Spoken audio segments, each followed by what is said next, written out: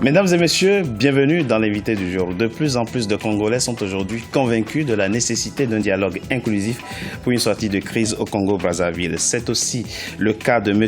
Vivien Romain Manongo. Il est le porte-parole de Parfait Kolela. Parfait Kolela a été candidat malheureux à l'élection présidentielle de mars 2016 au Congo. Il est donc son porte-parole en charge des relations avec la diaspora. Il est notre invité du jour. Alors, ils sont nombreux, vos compatriotes, à être encore dans la contestation post-électorale. Que faut-il leur dire aujourd'hui pour que la page soit tournée? Mais pour que la page soit tournée, il faut que des actes forts soient pris de la part notamment du gouvernement. C'est pour ça que le président Kolela demande justement ce dialogue inclusif sur l'égide de la communauté internationale. Bah, écoutez, lorsque vous avez été volé, vous avez été victime d'un vol, vous sollicitez réparation, vous sollicitez procès, vous sollicitez tout ça. Dans le cadre politique, il faut... Pourquoi parlez-vous de vol? Ben parce qui a volé qui? Parce que le pouvoir s'est accroché au pouvoir par la force. Nous avons demandé, à titre d'exemple, que la CNI fournisse les 5360 PV des bulletins du bureau de vote, cher M. Togbe. Monsieur Manongo, on ne va pas revenir sur l'élection présidentielle, c'est du passé et c'est derrière nous. Alors, on l'a vu ce 20 juin, l'attaque, du moins la représentation diplomatique de votre pays, ici en France, ici précisément à Paris, a été l'objet d'une attaque. Est-ce que votre candidat condamne ces actes de violence ? Monsieur Kolela est toujours du côté de la paix et contre la violence. Donc de ce point de vue, il condamne toute forme de violence. Évidemment, il n'est pas normal que l'on s'attaque aux bâtisses de l'État. Quoi qu'on soit en colère, quoi qu'on ait des raisons légitimes d'être mécontent. Mais aujourd'hui, c'est une affaire qui s'est déroulée en France, à Paris. Nous faisons confiance à la justice française pour démêler le vrai du faux et pour que les responsabilités de chacun soient engagées. Donc vous appelez ici les Congolais à renoncer à la violence. La violence ne doit pas être moins d'expression. La violence ne résout rien. La violence ne résout rien, dites-vous, très bien. Le dialogue inclusif, quand peut-il avoir lieu? Bah écoutez, le plus rapidement possible. Le président Kolela s'attelle à ce que ce dialogue se fasse le plus rapidement possible sous l'égide de la communauté internationale et de préférence que ce dialogue soit délocalisé. Et pourquoi précisez-vous que ce dialogue doit se faire sous l'égide de la communauté internationale? Les Congolais, le génie congolais ne peut-il pas aujourd'hui s'exprimer? Les Congolais ne sont-ils pas aujourd'hui en situation de trouver pas eux-mêmes les solutions à leurs problèmes? Mais nous croyons au génie des Congolais, qui s'est d'ailleurs très bien massivement exprimé le 20 mars dernier. Nous croyons au génie des Congolais. Toute la question, c'est de savoir ce qui sera issu du génie congolais sera exécuté par le gouvernement. Dans les années passées, il y a eu plusieurs pseudo-dialogues au Congo et nous en avons vu les résultats. Si nous demandons que la communauté internationale vienne faire l'arbitre, c'est pas pour que la communauté internationale dicte au Congo ce que les Congolais doivent faire, mais c'est pour que la communauté internationale... Vous ne vous faites pas confiance. Mais la confiance entre nous a été rompue depuis longtemps, cher monsieur. Lorsque vous avez des recours qui sont rejetés pour des motifs fallacieux, vous pensez que la confiance va exister?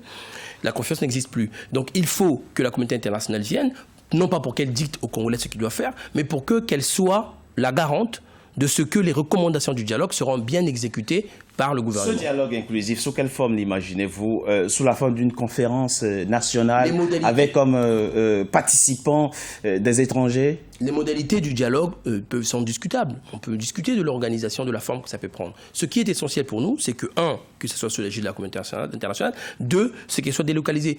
Cette délocalisation que nous demandons... Un peu comme on l'a vu avec les Congolais de la RDC qui se sont rencontrés à Bruxelles il y a quelques jours. Sauf que là, c'était l'opposition. C'était l'opposition. Ce que nous voulons, que ce soit un dialogue inclusif. Un dialogue, ça veut dire qu'il y ait deux camps qui se parlent. Pourquoi doit-il être délocalisé? Mais délocalisé parce qu'aujourd'hui, à Brazzaville, il y a une répression, une véritable répression policière auprès des opposants. Les gens ne pourront pas s'exprimer librement s'ils sont dans une ville où, tenez-vous bien, à Brazzaville, il y a des gens qui brandissent des milices à la télé sans qu'ils soient inquiétés par le procureur. Donc ça veut dire quoi? Ça veut dire qu'il faut éviter cette ambiance, aller dans un lieu qui serait où les débats peuvent se dérouler sur le continent africain. Oui, ça s'entend. Bien sûr, ça peut être sur le continent africain, ça peut être un peu partout. Vous savez, le Congo est un pays ami du monde. Un peu partout, dites-vous. C'est-à-dire qu'en France, par exemple... Ça peut être à Paris, ça peut être à Bamako, ça peut être n'importe où, à condition que les acteurs s'entendent.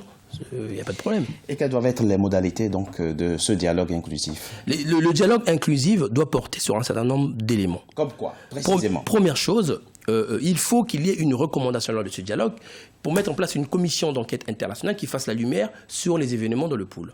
Il y a eu des morts il est déplacé. Il faut donc que les responsabilités soient engagées. On n'a pas besoin d'une conférence internationale. Monsieur Togbé, le président Kolela demande depuis 2 mois la mise en place d'une commission d'enquête. D'accord. Qui fasse la lumière. Elle n'est toujours pas là. Il faut faire la lumière sur les événements qui ont lieu dans le département du pôle. D'accord. Il y a la question du contentieux électoral. Quel contentieux électoral? Le contentieux électoral, aujourd'hui, est-ce que vous savez que la CNI, par exemple, est composée de 23 membres, dont seuls 3 sont de l'opposition? Alors, vous voulez revenir sur l'élection présidentielle passée ou bien vous parlez de l'avenir? Monsieur Togbé, oui. Si le dialogue se passe après l'élection, c'est que c'est l'avenir. D'accord, très bien. Mais ça ne veut pas dire qu'il faut valider toutes les bêtises qui ont été faites. Moi, je connais personne qui accepte des bêtises. Je vous laisse responsable de votre mot. Troisième modalité. Troisième modalité, il y a toutes les questions qui relèvent de la liberté politique, des libertés politiques. Oui. Il y a des opposants au Congo qui sont emprisonnés pour des raisons politiques. Laquelle? Je vous parlerai d'un monsieur comme Andy Mbemba, qui est un jeune de la société civile qui a été emprisonné depuis les événements passés il y a quelques mois déjà. Monsieur Paulin Makaya, le général Mokoko, monsieur Boukadia. Mokoko, à vos yeux, était prisonnier politique. Écoutez, pour ce qui concerne l'affaire particulière du général Mokoko, attendons de voir ce que l'instruction va dire. Pourquoi je le dis? Parce que le parquet a brandi des éléments qu'il considère comme des éléments probatoires. Nous allons voir ce que ces éléments contiennent dans la réalité. Mais je tiens à noter une chose. 2 petites choses rapidement. Première chose... Très rapidement. Première chose, lorsqu'on place quelqu'un en détention, ça suppose... pendant que l'instruction suit son cours, ça suppose qu'on ait des motifs sérieux de penser que cette personne peut s'enfuir ou peut entraver. Et ça, seul le parquet est en situation d'apprécier. Non, mais vous conviendrez avec moi que pour un monsieur comme le général Mokoko qui était assigné à résidence surveillée depuis 2 mois, qui ne pouvait pas sortir, machin, sans recevoir des gens, il y avait très peu de risques. Il y avait très peu de risques que M. Mokoko s'enfuit. Ça veut dire qu'il y a une volonté de justice spectacle, il y a une volonté d'humilier M. Mokoko. Le président Kolela a rappelé, il y a 2 mois, il s'inquiétait que notre pays retomba dans des situations où des fausses preuves étaient montées pour inculper les opposants. Vous ne faites donc pas confiance à la justice de votre pays?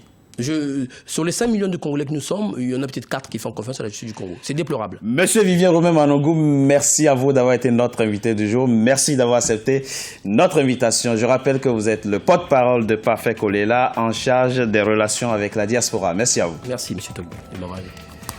Mesdames et messieurs, c'était l'invité du jour. Merci à vous d'avoir été en notre compagnie. Restez sur Africa 24 pour la suite de nos programmes.